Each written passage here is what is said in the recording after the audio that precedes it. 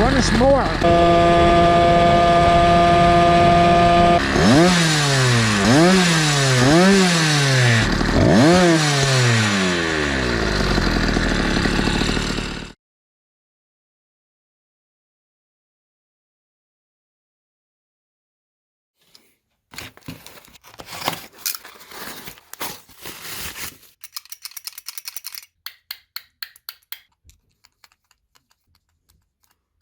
Hey guys, welcome to my channel. Right here, I'll be talking about pumper carbs, how to set up the pulse port, and also how to tune it. If you already don't know how to tune, I'll try my best to explain everything and to keep this video short. By the way guys, please do not hiding this or cranking down. You'll damage the tips. It's gotta look like that. It's small, it's cheap, it's like 15 bucks. It doesn't matter if it's upside down, sideways, or whatever. It'll still work just fine. What I like about this is that you can move it around. You don't need to buy jets at all. Really, all you need is a screwdriver. Adjust the fuel flow. There's idle, low, and high. That is it. And a butterfly valve, and also a pulse port or impulse line. You could be 5 miles away. If it's a little bit too weak, then just restrict some fuel. Low for quarter throttle, high for full throttle. One downside is you can tune mid-range. So it's either lean or weak, or maybe too lean or too weak. So that can be a problem, but for me, that's fine because I don't really use half throttle anyways, so if it's lean, avoid half throttle. If it's rich, you should be fine. Don't ever run your engine lean because you'll blow it up eventually. So I understand that. You guys are probably not going to understand how this works. So it's actually pretty simple. A filter. So now you can get rid of this piece of. So there's multiple layers of this. It can be confusing, like how does it work, where goes where, why the pulse port is needed. I believe this is a diaphragm button. There's really nothing in there with the hole coming out there. So there's nothing in there. So there's this fuel valve with a lever to open it. This thing would open this. That's low, that's high. That hole goes to this here and comes out that tiny hole right there. The bigger hole goes here and comes out that big jet. So these screws control the flow. By the way guys, please do not tighten this or cranking down. You'll damage the tips because otherwise it's gotta look like that. If you unscrew or back out, it allows more fuel to be fed. Screwing this in, it restricts flow. Okay, now I'll show you how this works. Fuel goes in there, comes out this little hole. You'll see that this will go here, but that's not important, I don't think. That will go to this area here, but it's sealed off. It doesn't go anywhere, so ignore that. It'll come out here, go through the flapper, and then come back up into this bigger hole, and that goes here, fills this up. Let's hold it there, and now that's where the pulse port comes in handy. You turn the crank over, crankcase pressure goes in there, and that leads to this here, and pressurizes this, and that pumps through this here, out that big hole, and that goes into this here, all the way down there, and then out here, the fuel valve. And for this to open this, all it needs is vacuum to pull down the button. You start up the engine, it's using the Venturi effect. It's sucking air and also sucking air through these holes, and that sucks down the diaphragm button and then presses this, and then the fuel fills this up and starts feeding. This hole is vented. Okay, now the throttle setup. It's pretty simple, but you need to figure this out yourself. So to give you ideas, okay, so the most simple and lazy way would be wrapping the throttle cable around the seat post, zip tie it, and put a cable stop through here, zip tie it or whatever, and it's all set. And it goes around. But the better way, what I did, I cut this in half, drilled a hole in there wider, and also this for the end of the cable, weld it, and then bolt it like that around right here. And then I use the other half, cut this out like this, and like this. You can crimp it if you want, but I would rather not do that. So I zip tie it instead, drill this wider as well, and then bolt it to here. But you want to make sure that this is loose to be able to move. Use Loctite or super glue. See, like this.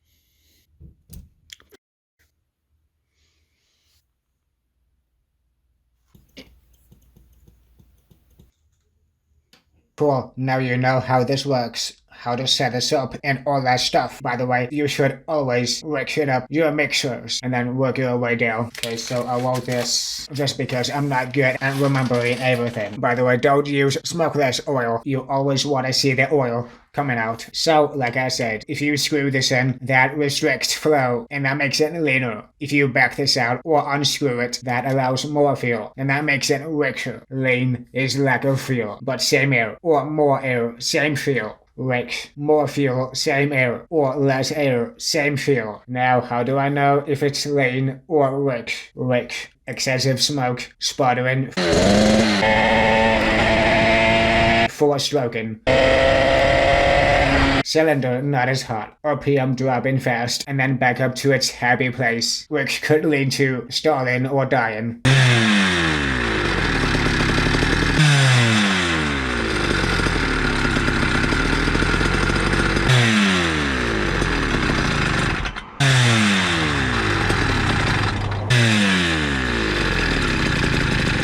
Wet/black, spark plug, maybe fouling. It may look like this. Lean, little to no smoke. If it's too lean, you might not see any smoke at all, and that's not good. Cylinder heated up more, higher idle, RPM hanging up there, then dropping down, bogging down, losing power, dying, whining noise. White or gray, spark plug might look dry, like this.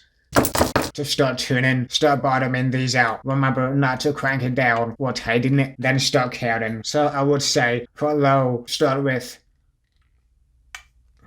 1.5, maybe 2 turns, and then work your way down. After blipping the throttle, giving it a little bit of throttle, not full or half. You want the RPM to return to the happy place, nice and slow. You don't want it to drop too quickly and then coming back up, or hang it up there and then slowly coming back down. So you want it to be somewhere in between. Maybe this is for jet carbs, but this is a different carb order, so I don't know. But you want the throttle to have a good reaction time. I guess it's preference, but I like to keep the idle RPM to be about 2000. You can do as low as you can if you want. Also keep in mind, if you add more fuel, idle will drop, so you need to adjust the idle. If you reduce some fuel, idle gets high. Once you get that dialed in, now we can do half. Bottom this out, I would start off with maybe 2 turns, 2.5, 3 turns, maybe. If it's not too rich, add some more fuel. You want it to sputter or 4-stroke and then work your way down. Remember to make small adjustments. So go for a ride. If it's sputtering, then reduce some fuel here, a little bit, one at a time. Keep doing it until it stops sputtering. Now you can keep going a little bit. You don't want to run lean on your engine at all. Check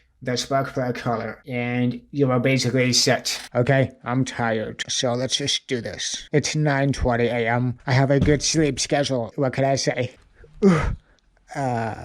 So bright. Okay, to start tuning, I need to rickshaw this up, bottom these out. On low screw, I'm going to start off with 1 turn, and on high, you could do 2 turns.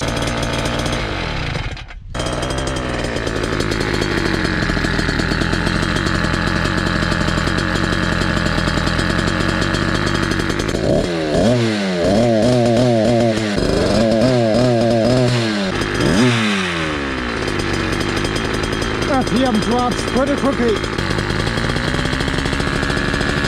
Idle is getting high, so I need to adjust the idle.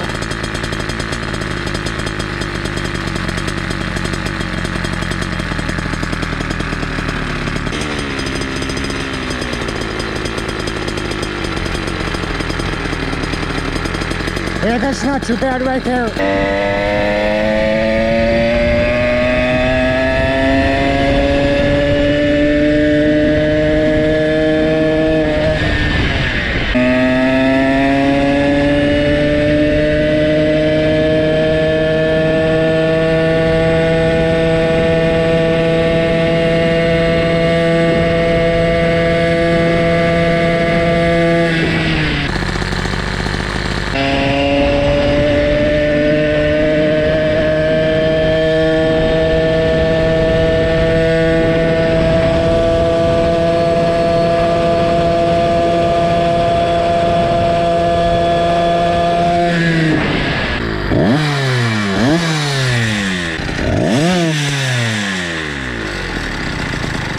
So there's still 2 ricks out there.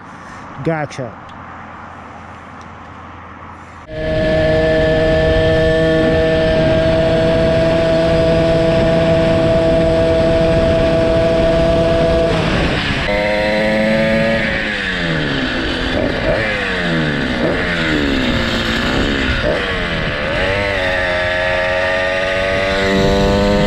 Something doesn't feel right. Something's wobbling. Oh boy. Weird. I'm sure it's nothing. Either way, it's raining today.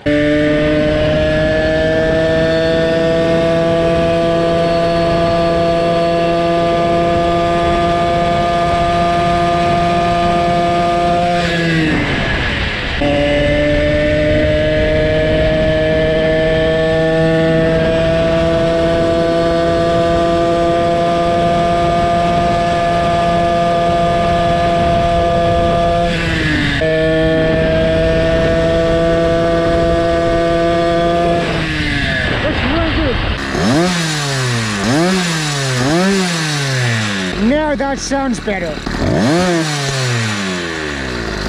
Yes, approaching 300 Fahrenheit. I need to let it cool down. This tape is sticky. Uh-oh, I'm about to run out of fuel.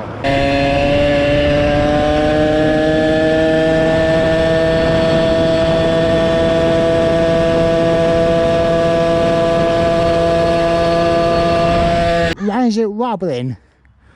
What is happening now? Oh, it got loose, that's why. Oh my god, no way. No.